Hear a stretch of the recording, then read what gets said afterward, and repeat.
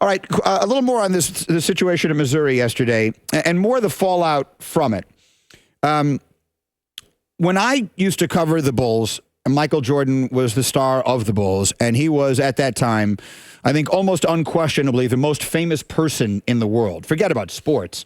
He was, I think, the most famous person frankly, he may still be the most famous person in the world. And what I remember very vividly was there were many incidents, many times during the course of the years that I was covering him, including during the riots in Los Angeles and a few other cases, where people really wanted Michael Jordan to make a stand, right? To stand up for something. And he steadfastly refused to do so. It was covered well in the biography of Jordan that came out last year that I reviewed for the Times. And one of the quotes attributed to him was, he said something to the effect of, Republicans buy shoes too. And he was, criticized by many for that, for not being willing to take a stand. What's interesting is that we are now in an era where a lot of people inside of sports are much more willing, seem to have place a greater importance on social conscience, and are more willing to take a stand for different things. And I can't help but notice how unpopular that is in some quarters. And so what that leads me to think sometimes is that people want people to take a stand only when that stand coincides with their view. Oh, sure. So we want you to stand up for what we believe in. The minute you're standing up for something we disagree with, we want you to shut the hell up. And that's really not a realistic way to view the world. So I was so discouraged. I tweeted, and I put them on actually on my Facebook page because they're longer thoughts, and then I put them on Twitter, some thoughts about Missouri yesterday. They were my thoughts. They were my opinions. And I knew that there would be people who would disagree. But I was really discouraged by some of the response. I knew it was that what I was writing was going to get some serious response, and I really wanted to engage in some of it.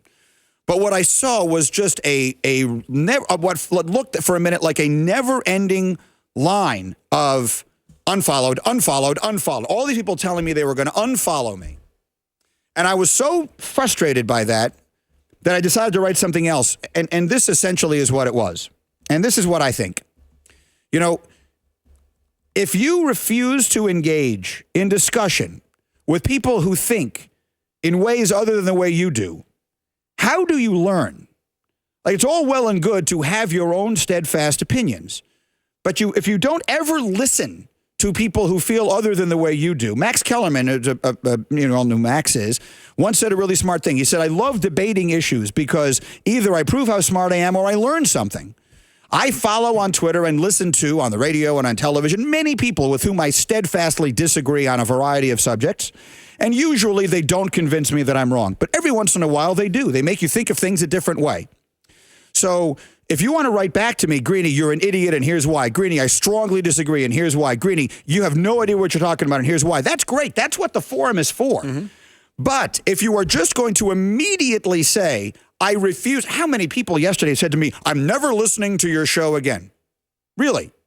I have an opinion on a subject that is contrary to yours. Thus, you're never going to listen to me again. So as I wrote, just know that even if you think differently than I do, I value your perspective. And if you unfollow me, you're welcome back anytime. And if you're listening now, I'm thrilled that you are. And if you choose not to listen, because Mike may have an opinion that is different from yours, or I may, on a subject as completely insignificant as which team we root for, or as significant as a hunger strike protest leading to a university president resigning, it's a good thing that we disagree. It's not a bad thing that we disagree.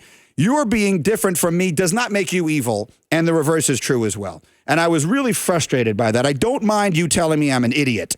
But if you're telling me I'm not going to listen to you ever again because you and I disagree, in my opinion, the one who's losing out in that equation is you, not me. Yeah, listen, I understand what you're saying. Good conversation. Well, listen, we joke around here when I give my opinion and Greeny says, well, you're wrong. I mean, we all, he is joking most of the time. I hope that's obvious that we're kidding. You would think most so. of the time we yell at each other, and then the TV cameras always capture us laughing as we get to break. I mean, how ridiculous would it be if everybody said is, oh, yeah, I agree with you. Oh, yeah, I agree with you. Oh, yeah, I agree with you. I mean, but the people who agree, not only would that be boring, but my point is that if you only operate within that, what's the word I'm looking for? If you only operate within that vacuum, then an opposing point of view can never enter the discussion. This is a much bigger topic, because frankly, I think it's exactly what's wrong with almost all of our social discourse and political discourse in this country. But that's really a different topic for probably a different forum than this one. But that just frustrated me yesterday. I don't mind you telling me I'm wrong. Yeah. I don't mind you telling me I'm an idiot.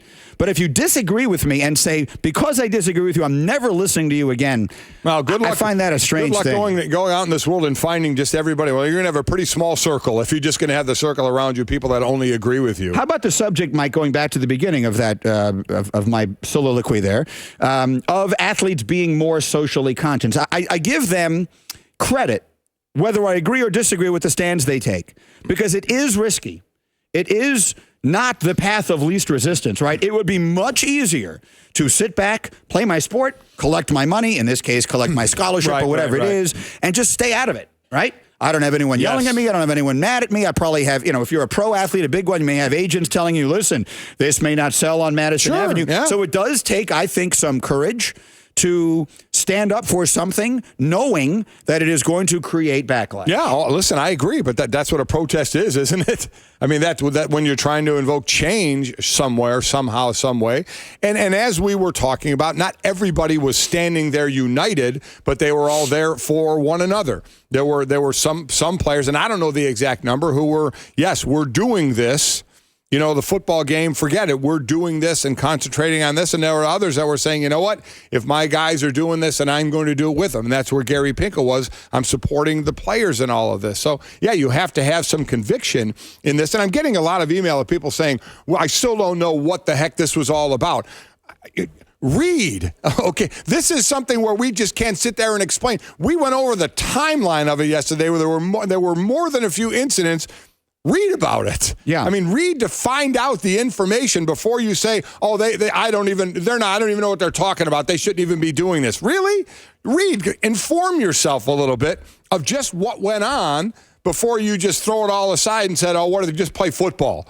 Just play football and get your money and let somebody else worry about situations. I mean, come on. And then if after you read it, you still think they were wrong, that's fine too. So be it. You are more than entitled to your opinion. And maybe that was the point I was trying to make all along. Our Mike and Mike Twitter reaction to the 1-800-Flowers.com Twitter feed. Stephen A. Smith is up and listening this morning. He just, in response to my little monologue here, he tweeted back, welcome to my world, Greeny. Happy to have you. That's the world we're living in. Speak up when you agree. If not, shut the hell up. I mean, that's the reality of it. Those guys are another good example of it. I mean, Skip and Stephen A., they debate everything. Right? They disagree on everything. And a lot of people disagree with what they say, but I mean, it doesn't. But my point is, they do it. They sit there. They talk. They don't. It doesn't become punching. It doesn't become getting up and walking away. It doesn't become I'm never speaking to you again. They just you argue about it.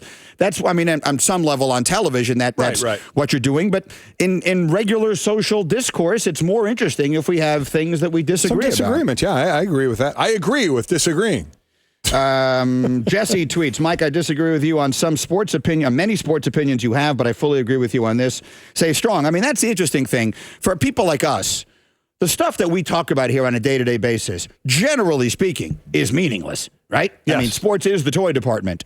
So every once in a while, when the real world intrudes upon this little fantasy land that we live in, you and I get a little glimpse as to what it must be like. I can't fathom what it must be like to be a commentator on really serious issues. Oh, my gosh. Because, I mean, I am flabbergasted at the reaction that takes place. Sometimes overwhelmingly so. Without question. We do. We are in the toy section. There's no doubt about that. And how serious people get about it can be amazing at times. So something really serious, you're right, goes to a whole nother level. And then on the back to the really unimportant stuff.